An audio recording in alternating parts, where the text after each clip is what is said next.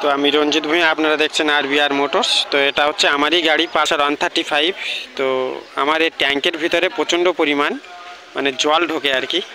এই ট্যাঙ্কের ভেতরে ট্যাঙ্কের ক্যাপ দিয়ে প্রচণ্ড পরিমাণ জল ঢোকে। তো সেই কারণে আমি এই একটা ব্যাগ লাগিয়েছি এখানে। তো এই একটা ব্যাগ লাগিয়েছিলাম, এর ভেতরে এখনও পর্যন্ত যে জল আছে। তো এই ব্যাগটা লাগানোর পরে কি হয়, গাড়িটা 1-2 কিলোমিটার করে চলে, 1-2 কিলোমিটার করে চলার পরে কি হয়, গাড়িটা স্টার্ট বন্ধ হয়ে যায়। আবার কিছুক্ষণ দাঁড়াতে হয়, দাঁড়ানোর পরে আবার স্টার্ট হয়। তো এর কারণ হচ্ছে কি, যে এর কারণ হচ্ছে এইখানে এর ভেতরে একটা হোল্ড হয়, এই হোল্ড থেকে জলটা বাইরে বেরিয়ে যায়, কিন্তু এর সে হোল্ড মানে বন্ধ হয়ে আছে। তার কারণে এই যে সাইডে আমি যে ব্যাগ লাগিয়েছি, এটা একটা রাবারের মতো কাজ করছে। তো ব্যাগ লাগানোর পরে এখান থেকে মানে হাওয়াটা ট্যাঙ্কের ভিতরে হাওয়াটা পাস করছে না। তার কারণে তেলটা পেট্রোল ট্যাপের এখান থেকে তেলটা মানে কার্বোরেটরে যাচ্ছে না। তার কারণে গাড়িটা 1 কিলোমিটার 1.5 কিলোমিটার যতক্ষণ কার্বোরেটরে বাটিতে যতক্ষণ তেল থাকে ততক্ষণই গাড়িটা চলে, তারপরে গাড়িটা বন্ধ হয়ে যায়।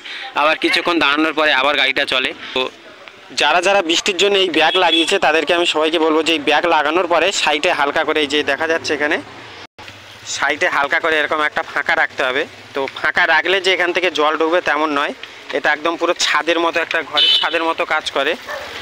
এটাকে এই যে এই টোটাল এই ক্যাপটার অনেকটা দূর থেকে এটাকে গার্ড করে, অর্থাৎ এখানে যখন জল পড়ে জলটা চারিদিক দিয়ে বেরিয়ে যায়, এর গোড়াটা এখানে জলটা যায় না। তো তার কারণে আমি এখানে হালকা করে রেখে ফাঁকা দিয়ে দিয়েছি। দেওয়ার পরে আমার এখান থেকে হাওয়া পাস হয়, এখান থেকেও হাওয়া পাস হয়। তো এখন আমি যখনই এটাকে পুরো ফাঁকা করে দিয়েছি, দেওয়ার পরে গাড়িটা আমার এখন ঠিকঠাক চলছে। তো যারা বর্ষার জন্য এরকম ব্যাগ লাগায়, তো ব্যাগ লাগানো কোনো খারাপ না, ব্যাগ খুব ভালো জিনিস। এটা বর্ষা হোক যখনই হোক যে কোনো সময় তেলটাও কম ওড়ে, গাড়ি কোনো ডিস্টার্ব হয় না। তো এই ব্যাগটা লাগানোর পরে আমার এটাই প্রবলেম হয় যে গাড়িটা আমার 1-1.5 কিলোমিটার চালানোর পরে তারপরে গাড়িটা আস্তে আস্তে বন্ধ হয়ে যায়।